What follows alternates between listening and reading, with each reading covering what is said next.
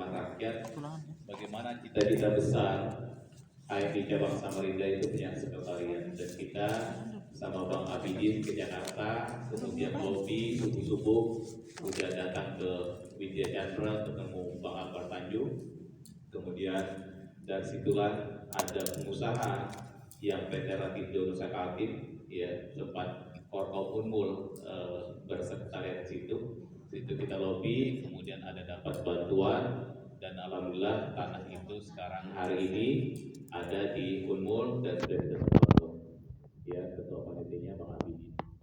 Lalu sebagai gengsi perkaderan, ya sebagai gengsi perkaderan ada semua. Kami dulu sesungguhnya pernah juga mengkhawatirkan tentang perkaderan di HMI. Ya pada saat kumpul-kumpul ada Bang Jen anggota DPR yang mantan ketua HMI Cabang Samarinda, itu dalam kesaduan malam di rumahnya Pak Robi Ngatin masih di Juanda, kami sempat kumpul-kumpul memperbincangkan tentang kaderisasi. Salah satunya adalah alasan karena tidak ada tempat. Akhirnya hadir semua, saya termasuk yang concern di bidang kaderisasi itu lewat pelatihan, dibayar ketika itu saya ngisi atlet PON Kaltim, mengisi materi pembawaan percaya diri senam otak keperangan stres, dibayar ketika itu kurang lebih 150 juta honor saya. Akhirnya saya bikin tempat di rumah, di atas itu ada tempat ruangan terbuka 5x10. Itu dalam rangka, ada kalau sering keluar, itu dalam rangka saya memfasilitasi bagaimana proses output dari perkaderan. Mungkin adik-adik bermasalah tempat, boleh pakai di rumah. 5x10 ruangannya terbuka, dan insya Allah tahun depan itu akan dibangun mungkin 2 lantai dari APBD Kaltim, kurang lebih dapat bantu 200 juta. Ini bukti concern ya sekalian. Nah, concern saya juga di bidang perkaderan ada semua. Ketika zamannya saya ketua PA-nya, pembinaan anggota, kami dalam rangka untuk proses kaderisasi di Kutai Kartanegara di Tenggarong, ya di Kutai Kartanegara di Tenggarong itu, ketika itu kami di cabang itu ada namanya gengsi bidang komunikasi umat, itu dalam rangka mencari dana. Ketika itu dengan cara menjual tiket nonton film Nada dan Dakwah, ya film Nada dan Dakwah, tiketnya dijual, dari hasil penjualannya itulah untuk nanti operasional HMI Cabang Samarinda. Tetapi dalam waktu bersamaan juga HMI Cabang Tenggarong oleh saya sebagai ketua PA-nya harus melaksanakan kaderisasi. Dua bidang ini saling berbenturan. Oleh ketua kami Rusdi Muslim bilang untuk kaderisasi di Tenggarong di pending saja dulu. Sebagai gengsi bidang saya tidak mau. Akhirnya bidang komunikasi umat tetap menjalankan pemutaran film Nada dan Dakwah karena ada target untuk dakwah gitu ya. Dulu kami ada dakwah namanya. Seperti itu dalam rangka follow up aplikasi dari LK1, kemudian di sana diterjunkan adik-adik kita untuk berkomunikasi dengan masyarakat, ada yang penceramah, ada yang khotib segala macam. Itu dalam rangka juga seperti itu. Nah, mereka ada dan dakwah tetap jalan, saya LK1 di Tenggarong tetap jalan sebagai master of trainingnya.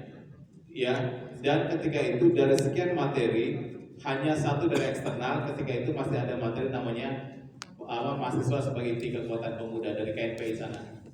Jadi saya sendiri yang ngisi semua dan kita dianggap paling pintar. Kenapa? Karena tidak ada narasumber lain. Nah, inilah bukti saya ingin sampaikan bahwa insya Allah Tenggarong kalau sampai hari ini sudah besar, sesungguhnya itu ada kontribusi yang kecil dari saya. Kenapa? Karena saya membela bagaimana perkaderan di Tenggarong tidak dipending. Hari ini, wajar. Tapi itu sejarah yang terlupakan. Tidak apa-apa, karena saya tadi sudah bilang, mari kita menjadi gula.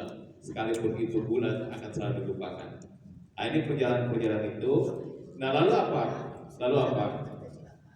Berkaitan dengan bagaimana memfasilitasi adik-adik HMI di WINSI, kita sepakat WINSI itu, ketika itu ada di Samarinda seberang, tepatnya di sekitar stadion itu ada teman yang jual tanah, namanya Geria Amanah. Harga tanah ketika itu sekitar 20 juta. Karena saya adalah bagian, kami ini adalah bagian, ada namanya gengsi komisariat. Gengsi komisariat, maka kita lobby tanah yang seharusnya seharga 20 juta itu orangnya berkenan untuk memberi harga kepada kita, itu harganya cuma 10 juta. Ya, 10 juta. Kemudian urunanlah alumni-alumni yang kita hubungi semua, dan tanah itu sudah terbeli sampai saat ini. Ada fisiknya di dekat Stadion Palaran, kurang lebih hanya 5 menit masuk ke pintu tol. Nah silakan, kalau memang disepakati mau dijual, dan kami tanah itu suratnya satu surat dengan saya kan. Ya, jadi saya punya tanah 1 kapling, kemudian punya HMI itu juga 1 kapling, suratnya masih 1 atas nama saya. Kenapa? Ini dalam rangka pengamanan administratif saja. Jadi kan ya, disepakati dijual atau tidak itu harus disepakati ya. Kalau tidak dijual nggak apa-apa. Iya. Bagus juga. Ya. Begitu. Jadi tanah itu punya saya ada 10x20, sebelahnya untuk HMI itu 10x20. Dekat masjid. Iya. Suratnya atas nama saya. Kenapa? Karena dalam rangka pengamanan. Ya. Pengamanan satu surat itu, kenapa? Karena secara kelembagaan itu tidak bisa. Administrasi surat misalnya atas nama HMI itu harus atas nama orang. Sebagaimana dulu waktu di perjuangan itu atas nama Bang Abidin, begitu. Jadi silakan saja kalau misalnya nanti ada yang mau beli, disepakati ada yang dijual, berarti nanti kita pecah saja. Ya, syukur-syukur kalau saya bisa mengeksekusinya. Ya, jadi punya HMI saya beli aja sendiri begitu ya. Kalau misalnya ada dananya begitu. Jadi saya akhirnya punya 2 kapling begitu.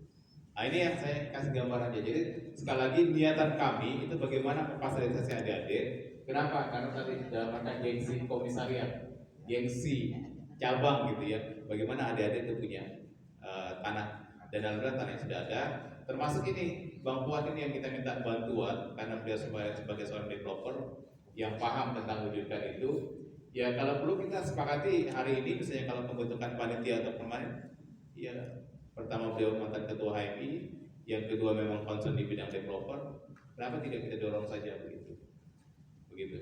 Ya supaya apa? Supaya pahalanya berbagi. Cukuplah kami dapat pahala untuk membangun di HMI cabang Samarinda di perjuangan begitu. Ini saja saya kira hal-hal berkaitan ini. Jadi tetap kita concern di dunia perkaderan, ya jangan berkecil hati. Kalaupun misalnya tadi ada Bang Ali tadi menyarankan 1 hari misalnya kita 1000 bersepakat, ayo kita sepakat. Ya, kenapa? Karena hanya di HMI inilah seorang narasumber itu sudah tidak dibayar, malah minta sumbangan lagi. Ya kita ikut juga kewajiban kasih sumbangan begitu. Iya, jadi double juga kita gitu.